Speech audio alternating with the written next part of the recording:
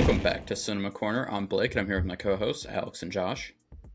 And today we're doing a movie review for One Battle After Another, Leo's newest movie that hit theaters just the other weekend.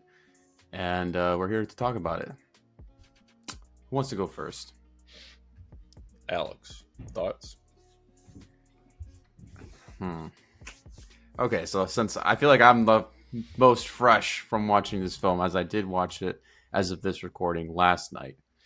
Right off the bat, kind of threw me for a loop, you know. I was like, what is going on right now? You know, of Is it because they were speaking Spanish at times?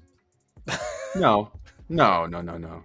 This movie follows a group of, I guess, insurrectionists or radicals, if you were to describe them that way. And so they're doing certain things, right? And basically, the main character, she is fighting her fight, and she ends up meeting who would then become the main antagonist of the film. And then certain things happen where it gets a little weird, you know?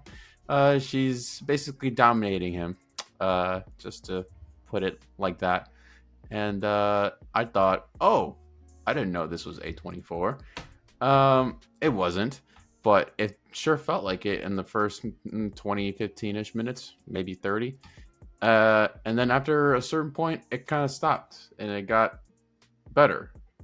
I mean, at least that's how it felt to me. It felt a little off at first. I was like, what is going on? It feels weird. And then it got significantly better. But yeah, I'm just going to let you guys take it from there. If you guys want to dive deeper into that or not, I don't know if you want to touch that subject. Yeah, I mean, I looked at my fiance and I almost said to her, oh, I fucked up. This movie's going to be ass. Because the first 30 minutes, it's 30 minutes, basically until Bob becomes dad, single dad. This movie sucked ass. It was rough. I was thinking that this was going to be in a whole lot of pain because it has a long runtime. It's almost 3 hours. And it started off pretty rough. It definitely was even kind of a little like cheesy and cringy too. Even I would say in the first 30 minutes of it kind of being, I don't know, like a little bit too atypical of, you know, this is for the revolution. Like, honestly, it might be the only bad line by Leonardo DiCaprio when he screamed that running away. It also was kind of even rushed. Obviously, we knew that the first 30 minutes was just a quick setup of how the daughter is going to get born. So that whole just the first part of this movie, I hated it so much. And as you even said, it took me so out of the film with the boner raise moment that it definitely impacted how I felt about this movie. Because even when we got to Bob and he was starting to shine as a single dad, I still was struggling to get back into the film just because of how unnecessary it was for the sex scenes and the boner raising and all that. I do understand kind of they just were going full explicit of, hey man, let's just make fun of the fact that this Nazi loves black chicks and the fact that he loves what he supposedly hates. I get that, and it is funny. Could have done it in many other ways. You could have just done it when he was just staring at her ass. He didn't need to be fucking jerking it too. All right. I did not need to see that. There's just too much of that. And I feel like it kind of ruins seeing like Lockjaw in general, because I liked him. I liked him. He was definitely intimidating for me. But as a villain? Yeah. As a person? No. As goddamn, fuck you. I liked how it was like he was intimidating. He was a good villain, and also like seeing what happens to him in the end. But just once again, just got to reiterate that first 30 minutes of the movie, I fucking hate it. And I'm like, how is this getting a 98% Rotten Tomatoes when you watch what I just saw there? It takes away so many points for me on the first part. But the midsection, when we get the Sensei and Leonardo DiCaprio's Bob, that's when this film kind of turns into like a political, comedy is how I describe it.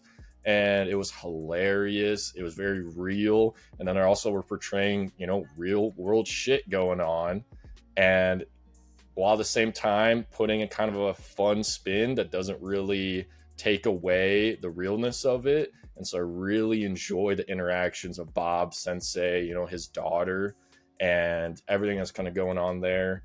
Plus, you get just that third part too was pretty good. A little running long, but that chase scene in IMAX was pretty beautiful. With her stopping on the dime with the Mustang, her and the Charger. That scene I really enjoyed. But I'm curious how Blake, I don't know if you feel as strongly as me about the first part, because I feel like this movie has a great overall support. There's a lot of high ratings. People are loving it. I haven't seen too much about it on TikTok. Not too sure why. Maybe I'm just not on that, feed or algorithm. But for me, the first part movie took a lot out for me. Yeah, no, I mean, I agree with you. I was in the same boat of you. As obviously we start with that whole, breaking out of that. And yeah, once we got to the whole boner scene, I had the same thought of you. It was like, oh man, did I mess up here? Is this movie trash? Like, what are we doing? I will say definitely we had the little car chase scene after the kind of failed bank robbery that was very, that had a lot of anxiety. Like the way that was shot was really, I really loved that chase scene as well. But yeah, I mean, it was the same thing. You know what? As this movie got good, as soon as the mother, I forgot what that, as soon as she left the movie, this is when this movie got good. Like, I'll just say, like, I did not like that character at all. I also just, for some reason, that actress wasn't doing it for me. Something about her, I was kind of just like, I don't really like your portrayal of this. Like, it's just not interesting to me. So I think this movie got better as soon as she left.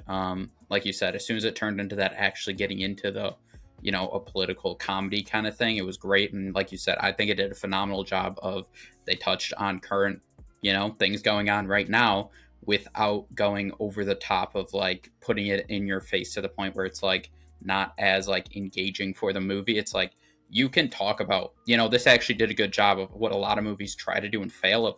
You can talk about like bigger issues going on in the world without being so on the nose or so like base level that it's like, you're not really doing this in a clever way at all. You're literally just doing it in what's happening right now. And it's like that, just because you talk about a deep subject doesn't mean your movie is deep. It doesn't mean your conversation is deep. Like, it's shallow, honestly, is what it is. But this one actually did a good job of it. Like, it touched on a lot of real things, but it didn't do it too on the nose or too ridiculous. And yeah, like you said, I mean, that the big thing for me is that chase scene at the end was phenomenal. Once again, like, just both of the car chase scenes, I think, were so good and just had so much like anxiety during it. And the way it was shot was simple but different than most any car scene I can think of off the top of my head. I'm somebody who obviously, I love the Batman, and that has what I think is the greatest car chase scene. And this one just felt so refreshing from what, the standard stereotypical car scene was. So I definitely enjoyed that a lot. But yeah, like you said, the dynamic of actually getting, Bob Ferguson on his quest of this somewhat badass guy with all the things he did, blowing up stuff. But at the end of the day, he's just this stoned guy who can't remember the codes, man. That was a long time ago. He's fried his brain. That stuff was hilarious. All the stuff, once again, it's always a Josh who has some kind of IT support thing that sucked. They ruin everything. Josh is another world, obviously Companions had another Josh who was just over controlling, just kind of just a standard, typical, the way they do things, I guess, across the board. But yeah, that was hilarious. Him forgetting the codes both times when obviously the payphone, and then once he gets to Sensei's house and finally gets on the phone. But yeah, I mean, Bob, definitely Leo absolutely shined in this movie, which is no surprise, but it definitely was a performance that once you got to him being the focus, he was great. As long as Chase Infinity, I believe is her name, who played the daughter. I don't know if this is her acting debut. I do not know that. She only has 2 credits. This is her first film, and then she's in the Presumed Innocent with Jake Gyllenhaal on Apple TV Plus or whatever. Okay, so this is her first thing that any human has ever seen, because who the fuck's seen that? Right, yeah. But yeah, she absolutely killed it once we got to her actually being, her teenage self in this movie. She was spectacular as well. Really, the whole cast, like you said, Lockjaw was a great antagonist. the whole Christmas Adventure Club thing was Love just so that. random and funny. I was just So like, what funny. the hell is this? Hail Again, Saint Nick. right. That, again, was a great way of, obviously what we were referencing, but we didn't need to do it on the nose or anything. It was just like a funny way of like, yeah, this is a weird thing that is, going on in society, most likely, in terms of stuff. But, yeah, that was just a funny thing. But, yeah, I mean, this movie definitely, you felt the runtime a little bit. Like you said, the beginning was a little rough. And then at the end, there was definitely some scenes that were just kind of like I would have been fine if Lockjaw would have just died in that car accident. Yeah. When he like survived it, I was like, oh, how much longer is this movie? Because I'm like, no way we're just gonna leave him alive, right? And then we get to the whole like once he actually gets to the interview part, whatever, like I'm like, okay, something's gonna happen. And like once the guy closed the door and I could see it was sealed, I was like, okay, clearly something's gonna happen here. But I was like, that whole thing was just like, I didn't need all of that at all. Like that didn't. I mean, him dying in the car accident or him dying like that, I was like, I don't know. To me, it was very obvious he was going to die in it. So it wasn't like this like funny scene of like this guy think he like, oh, he thinks he like got away with everything. And like, oh no, it's like a twist. Like to me, it was like very obvious something was going to happen. And obviously they knew about the child and stuff. So I was just like, that whole little like interview scene of them being like, I was raped in reverse, whatever. I was like, it was kind of fun. Yeah, it was like kind of funny, but at the same time, I was just like, this movie's already kind of long, and we kind of know what's going to happen here. Like, if we would have cut all this, I'm certainly not upset. Like, so I did feel the runtime a little bit, but overall, I mean, it was definitely enjoyable once we got to that, like, I don't know, 30, 40 minutes, whatever we're calling it, when, they finally get that. We really got into, like, this movie being good. Yeah, I would agree. It's like once we get to that time jump, it's it starts to settle down significantly, and then we finally get into like the main plot of the story. I would also say like before the car chase, the very first car chase, it's like when she rats on them, when she basically gives away their information. That whole scene where they're being hunted down, like right off the bat, just.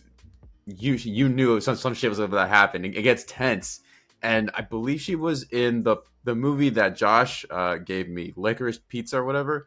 That actress, when she's walking through the convenience store and she tries to walk out the back, immediately I was like, oh shit, is shit about to pop off? And it still caught me off guard. Boom, bang, she's fucking gone, headshot, and then obviously everything after that. Everyone's running, the car chase. I think that part is really good. I wouldn't say the whole first 30 minutes, but there's like certain choices in the first 30 minutes is kind of what ruined that first 30 minutes for me. I wouldn't say the whole thing entirely, but yeah, there's like certain things, if you just would have changed stuff here and there, could have been significantly better. But I would agree. Both car chase sequences were really good. I loved giving Leo's character like trying to be the hero role, but he just never succeeds. Like he finally gets to where they're holding his daughter, and he has the shot like clear as day, and obviously he shoots and it cuts to the inside of the car, and you still see Lockjaw just walking. He fucking missed. He had the shot and he fucking missed. And I thought that was cool, because I was like, is he gonna get him? But no, that's not his character. That's not what he's meant to do. His role is just to be the loving dad, and I like that. Obviously, the comedy that he brought, him jumping from roof to roof and obviously falling off the roof, that had me dying. I was laughing. I was fucking dying laughing, and then he gets up, gets tased, falls again. I was like, okay, yeah. I love this character, and I would say he's definitely a standout.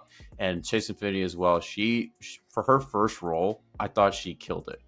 That to be acting alongside legends like Sean Penn and Leo DiCaprio, she did a hell of a job. So shout out to her as well. Yeah, I think another thing too, that when I was like trying to think, because I think we've all come to the agreement we didn't like the mom, right? And I was trying to think, like, what made it so much so of why not liking her is because, like, she almost had a character assassination in the movie, basically. You know, she comes up that she's kind of just more of this powerful, just radical revolutionary, right?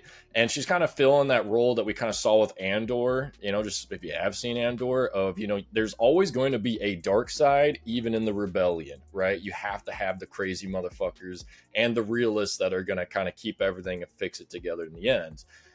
She kind of was more of, she was filling that role a bit, and then it went to, oh, you're just a piece of shit. Like, you were overall just a piece of shit. And it just like, what was the point of the character? And it really just felt like she just played the role of just birthing the daughter. That's in the end, that's all she was. And she's the only character in this whole movie that didn't feel like it felt like fit in. And like, it made it also, you know, the first 30 minutes more felt like a drama. And then we finally get into it being a political comedy, all because of her. And I don't know why they went that route, and especially too with the weird sex scenes, and then also the fact she's cheating, and, you know, there's just so many ways that we could have gone about it. I know that they're trying to make it about the fact that it was a mixed, you know, race baby with a literal racist, you know, KKK Klans member, right? But it just, I don't know why they went that route with the mom, because it just derails so much. And then, like, trying to loop it in the end with the letter too, like, I'm supposed to say this is okay, you know, like, I get Bob not wanting to ever say bad about his former partner and her mom, but then still at the end, kind of Bob's almost like, you know, was on her side still. It just I hate how the whole character was done, you know, and also the fact that she becomes a full-time rat too. Just everything about this was just, you're supposed to hate this person, I guess. Yeah. And it just did not fit. I think what I guess what he was trying to go for is, like, in that scene where she's like planting the bomb in the bathroom, it's like he's giving her an ultimatum, like, either you do this for me or your whole operation is gonna go down. And obviously, in the moment, at least how I think we all felt, it's like once she's born and she leaves, she's like, okay, well, she's just a piece of shit. And she felt kind of like jealous. I think she had that monologue where she was saying, like, she almost feels jealous that. Yeah, she definitely had some postpartum depression going on. Yeah, sure. Yeah. But then I'm like, but I guess what he was trying to go for, it's like, because she knew that it wasn't Leo's.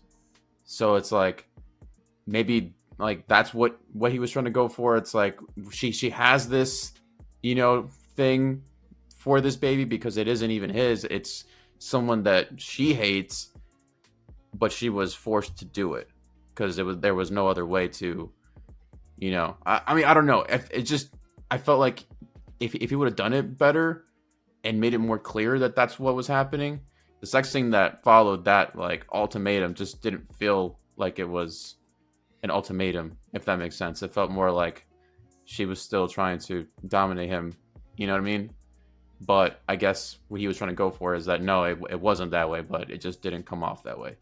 And it's just, you know, filled with, like, her leaving and ratting everyone out. And on top of that, you have that scene. It's like, it just didn't help her character at all.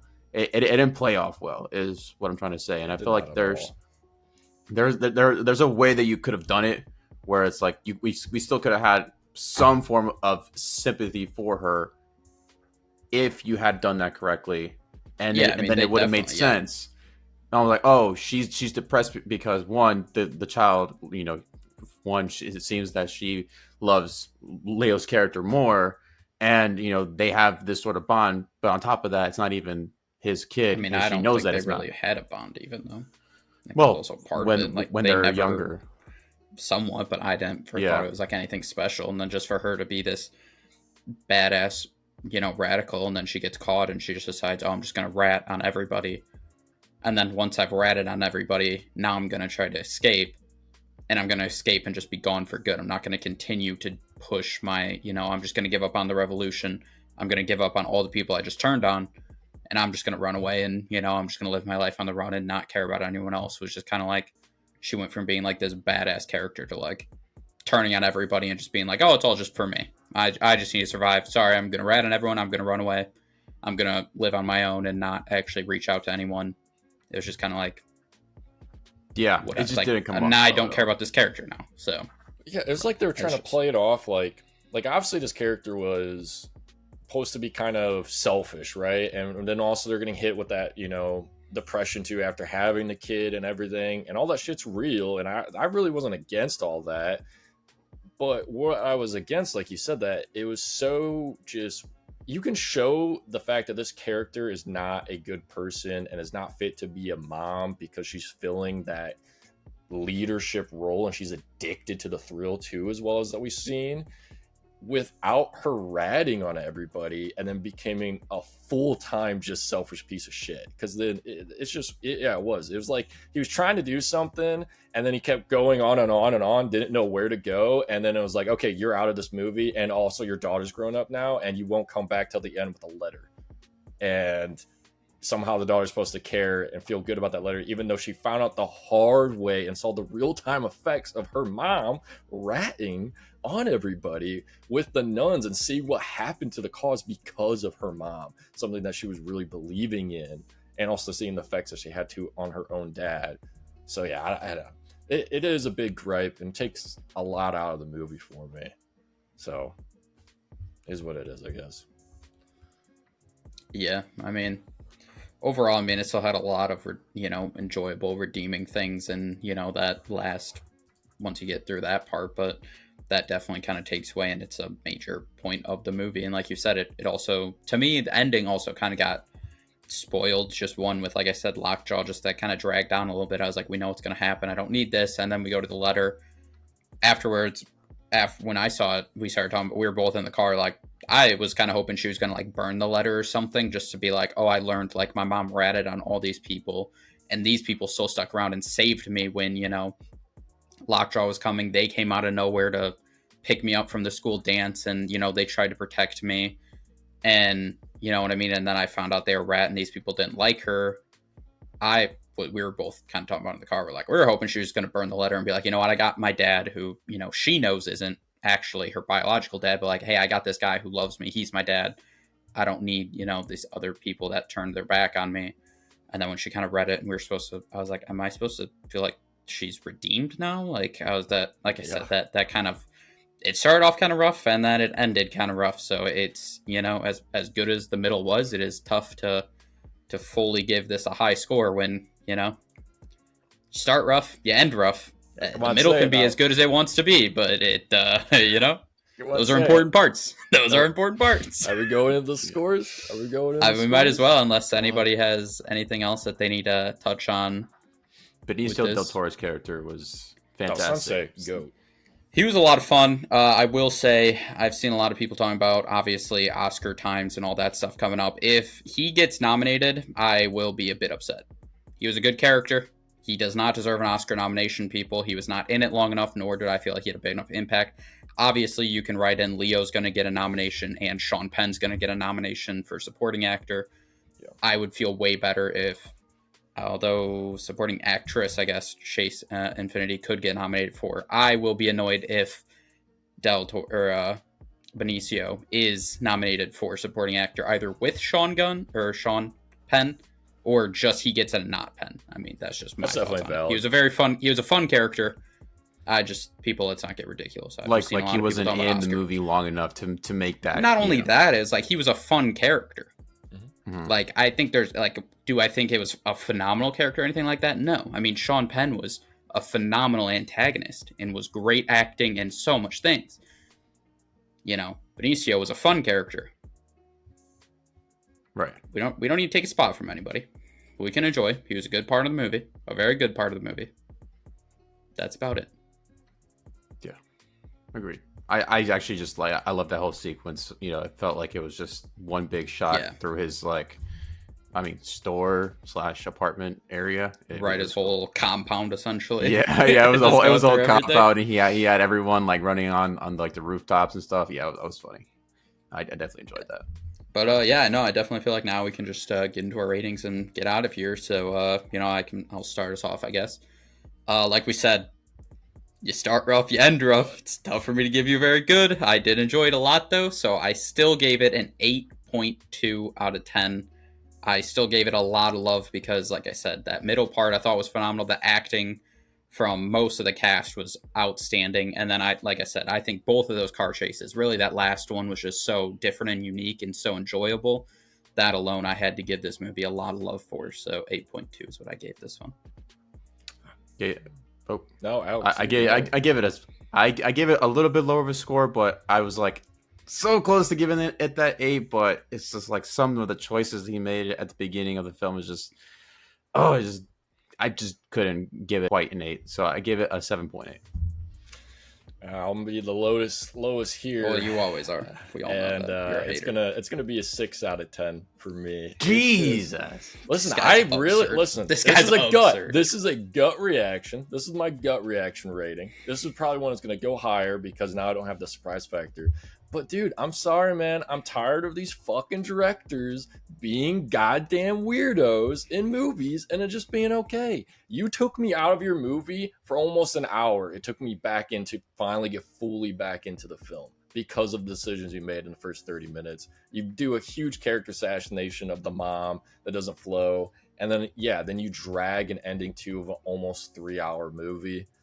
I think it's valid for me to say 6 out of 10. It will get better when I see it again, but my gut reaction is that it's wild.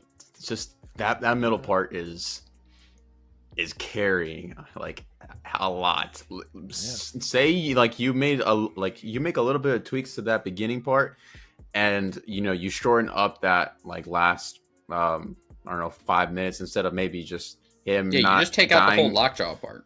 You just take that out. If you have him like dying there. Oh, this should be a lot higher for me. You could just take out honestly the whole first 30 minutes, and it's still a movie. You can start with where we see Bob, where the daughter's grown up, and it's all the same. The first 30 minutes make no impact. Be some. You're still gonna have the twist of the end of learning that it's actually not his kid. It's not Bob's kid, and also the fact that this racist has a mixed baby, and that's the reason why he's so obsessed with Bob and finding the daughter. You still could have done it with it. It's just but you also would lose the whole understanding the little devices and having the codes for when they get close to somebody, and then also giving you the backstory. You couldn't just completely take it out. You couldn't just completely take it out. But I'll tell you what, whenever it ends up on streaming eventually, if I rewatch it, is there a good chance I just hit that skip button until we get to that point? Very strong chance. There's a strong chance. But I think that's going to do it for this video. That is our, kind of review of One Battle After Another. As always, let us know in the comments down below what your guys' thoughts are on this movie. Real quick, I guess we can throw in box office wise. This movie doesn't look like it's doing phenomenal, which is kind of not too big of a surprise being, Paul Thomas Anderson is a well-known actor or director, but these movies aren't huge box office ones. So that's one to be interested on as this movie keeps going to see what its numbers do. But, as always, like the video, subscribe to the channel, and we'll see you guys in the next one.